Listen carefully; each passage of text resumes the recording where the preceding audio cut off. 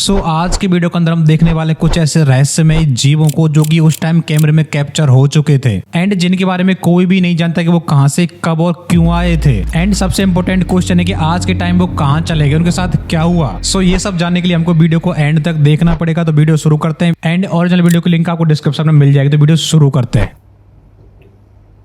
इस वीडियो में एक अजीब और रहस्यमय जीव रशिया में क्या एक है? बिल्डिंग पर चढ़ता नजर आता है। यह जीव एक बिल्डिंग से दूसरी पर बड़ी What? ही आसानी से चढ़ता नजर आता है और यह इस जीव की एकलौती वीडियो नहीं है। ऐसी एक और वीडियो रात के वक्त भी फिल्माई गई है। ब्रो ये क्या है और ये किसी स्कूल या किसी बिल्डिंग पे कैसे चढ़ रहा है? ये कितना बड़ा जीव है यार, ये क्या हो सकता है? एंड आज के डेट में ये नहीं है, आई थिंक मेरे हिसाब से एग्जिस्ट नहीं करते। यही भीमकाय जीव देखा जा सकता है।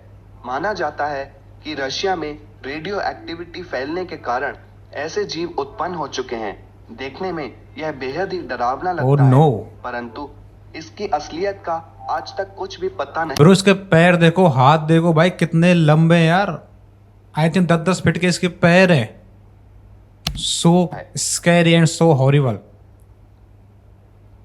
ये अगर आपके सामने आ जाए रात को। दोस्तों, आइसलैंड में रहने वाले ये क्या वृद्ध लोग एक भीमकाय सांप जैसा जीव देखने की बात करते हैं, जिसे पूरी दुनिया लॉक नेस मॉन्स्टर के नाम से भी जानती है और वह आइसलैंड की बर्फीली झीलों में रहता है। 2012 में एक स्थानीय निवासी ने इस जीव को कैमरे में फिल्मा लिया जब यह ऐसी ही एक बर्फीली झील में तैर रहा था। संदेहवादी लोगों का कहना था कि यह और कुछ नहीं परंतु मछली पकड़ने वाले जाल का एक हिस्सा था जो टूटकर नदी में तैरने लगा था। आखिरकार बाद में काफी लोगों ने माना कि शायद यह वही लॉक नेस मॉन्स्टर हो सकता है और इस बात से भी इनकार नहीं किया जा सकता। एंड हो सकता है कि मछली पकड़ने का जाल हो या फिर हो सकता है कि वो मॉन्स्टर ही हो।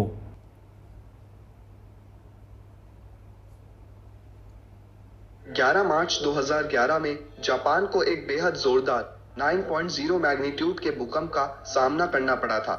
वैज्ञानिकों के अनुसार दुनिया के इस भाग को हर 100 सालों के भीतर इतने तीव्र भूकंप का सामना करना ही पड़ता है। इस भूकंप के कारण जापान को एक बहुत बड़ी सुनामी का भी सामना करना पड़ गया था, जिसकी लहरें 30 फीट तक ऊंची थीं। इस सुनामी के कारण बहुत बड़े स्तर पर जान माल का नुकसान भी हुआ था। करीब 16,000 लोगों की मौत हो गई थी। जापान में ऑलमोस्ट हर 1 से 2 साल के अंदर भूकंप आते हैं एंड वो जो भूकंप होते हैं वो नॉर्मल नहीं होते। बिल्डिंग की बिल्डिंग क्रैश हो जाती हैं। आप देख सकते हो कि जापान के अंदर पूरा सिस्टम क्रैश हो जाता है। 2000 लोग लापता हो गए थे। Oh no. इस सुनामी के बाद इंटरनेट पर एक वीडियो काफी वायरल हो गई जिसमें एक अजीब सा जीव हवा में उड़ते हुए नजर आ रहा था। वैज्ञानिकों ने इस जीव के बारे में जानकारी जुटाने का बहुत प्रयास किया, लेकिन उनके हाथ कुछ न लगा। कई रिसर्चर्स ने यह भी कहा कि यह शायद किसी तरह की गैस हो सकती है जो तबाही के कारण लीक हो गई, परंतु इसके उड़ने के तरीके को देखकर यह मान पाना बड़ा ही मुश्किल था। गैस सा तो नहीं लग रहा। गैस हो सकती है ना, कुछ अजीब सा ही लग रहा है यार। गैस थोड़ी ऐसे उड़ सकती है यार। गैस तो दिखती भी नहीं है मेरे हिसाब से। चीन में नदी की साफ सफाई करने वाले कुछ कर्मचारियों को पानी में एक अजीबोगरीब जानवर मिला जैसा किसी ने भी पहले कभी नहीं देखा था। हैरान होकर उन्होंने इस जानवर को एक लोहे के पिंजरे में डाल दिया। इस जानवर के पंजे बहुत ही लंबे थे और इस पर किसी भी तरह का कोई फर भी नहीं था। इस पिंजरे से बाहर निकलने की कोशिश में इस जीव ने अपने कुछ दांत भी तोड़ लिए। कई स्थानीय लोगों का मानना था कि यह एक पौराणिक काल का जानवर है जिसका जिक्र उनके इतिहास में भी है। दूसरों का कैसा अजीब सा लग रहा है यार। ये एक काला भालू था जो पॉल्यूशन के कारण ऐसा हो गया था।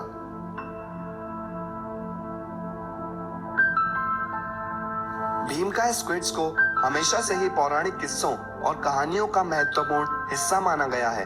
हाल ही में 2012 के दौरान ऐसे ही एक जायंट स्क्विड को जापान के समंदर में पाया गया। वैज्ञानिकों ने बताया कि यह तो बस जायंट स्क्विड का एक बच्चा है और इसकी लंबाई 3 मीटर की है। इसके वयस्क हो जाने तक इसकी लंबाई 18 मीटर तक पहुंच सकती है। स्थानीय लोगों का मानना है कि ऐसा स्क्विड कई वर्षों के बाद देखा गया है और वह यह भी कहते हैं कि ऐसे और भी कई रहस्यमय स्क्विड्स सागर की गर्भ में छुपे होंगे। सुना आपने, ये जीव 18 मीटर तक लंबा हो सकता है। 18 मीटर रियलिटी में बहुत होता है। आई थिंक 1 मीटर में 3 से 3.5 फीट होता है, एंड 18 फीट का मतलब आप सोच सकते हो 55 फीट लंबा कोई जीव समुद्र में रह रहा है। Oh no, crazy. I think video खत्म होने वाली है। दोस्तों, अगर आप हमारे चैनल पर नए हैं और सो डैट इज इनफ। आज की वीडियो में इतना ही रखता है। अगर आप चैनल पर नए तो प्लीज चैनल को जरूर सब्सक्राइब करना है। वीडियो कैसे कमेंट्स में जरूर बताना। मिलते हैं एक और नई वीडियो को। Thank you so much and keep watching. Good night.